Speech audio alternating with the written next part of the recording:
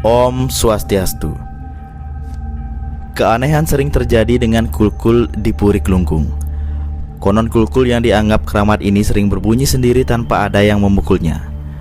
Bila fenomena ini terjadi, maka dipercaya sebagai wangsit akan datangnya bahaya di Kelungkung maupun di Bali. Baik teman-teman, simak video ini sampai akhir. Ini dia pembahasannya.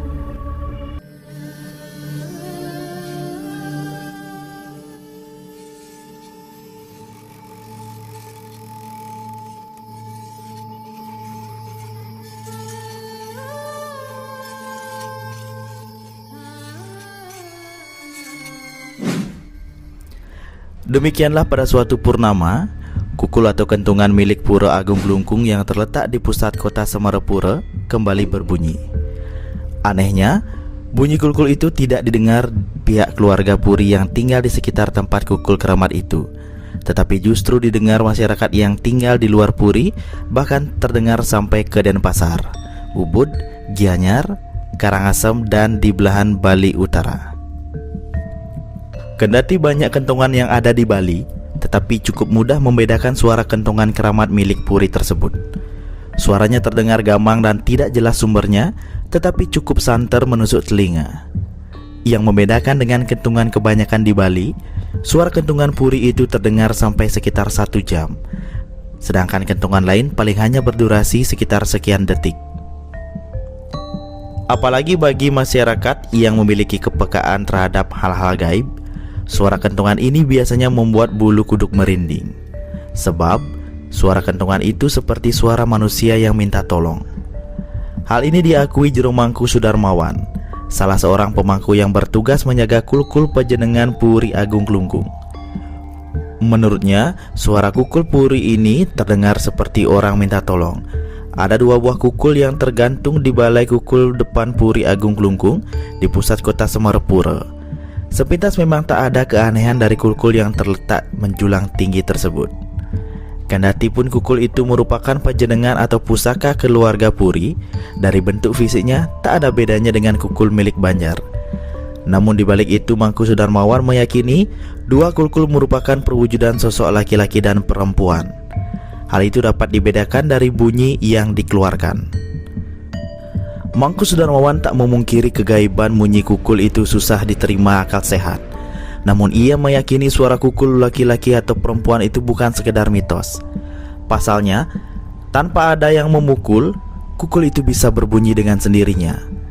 Biasanya, bunyi itu akan dibarengi dengan keyakinan akan adanya bencana alam. Buktinya, tragedi bom Kuta juga dikait-kaitkan dengan suara kukul itu. Pasalnya, seminggu sebelum bom meluluh lantakan Kuta, bunyi kulkul keramat itu didengar masyarakat. Jika kentongan itu kembali berbunyi, masyarakat Bali pun merasa was-was terhadap bencana yang akan menimpa.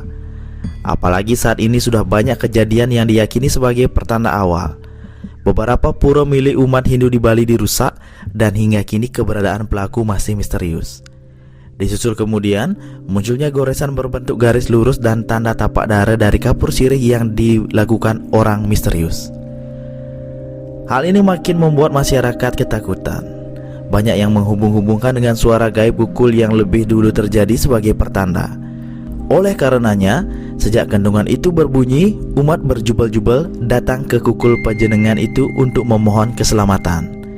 Tidak hanya masyarakat sekitar Kelungkung, tetapi juga umat dari Gianyar, Denpasar, dan Singaraja. Umat yang datang kebanyakan dari Ubud Gianyar, tetapi dari daerah lainnya juga banyak. Kedatangan mereka pada umumnya untuk memohon keselamatan serta memohon jimat yang terbuat dari benang tridatu atau benang 3 warna serta air suci kulkul itu. Benang dan tirta atau air suci yang telah diberkati oleh kukul tersebut diyakini bisa memberikan keselamatan bagi pemakainya. Sejak kukul itu berbunyi, banyak umat yang datang mengaturkan sesaji. Setelah mengaturkan sesaji, mereka akan memperoleh benang tridatu serta air suci. Benang tridatu itu dikenakan di tangan, sedangkan air suci dipercikan di bangunan rumah. Benang tridatu terbuat dari 3 benang warna merah, putih, dan hitam yang dijalin atau dipilin jadi satu. Benang tridatu ini dipakai gelang sebagai penolak bala dan perlindungan. Menurut Mangku Sudarmawan, 3 warna benang Tridatu tersebut merupakan simbol Trimurti. Merah berarti simbol Dewa Brahma sebagai pencipta atau proses kelahiran manusia. Hitam merupakan simbol Dewa Wisnu, yaitu manifestasi Tuhan sebagai pemelihara. Sedangkan putih merupakan lambang Dewa Siwa sebagai penyuci, pelebur kembali ke asal. Dengan 3 warna tersebut, benang Tridatu diyakini memiliki 3 kekuatan dewa yang mampu memberikan perlindungan bagi si pemakainya.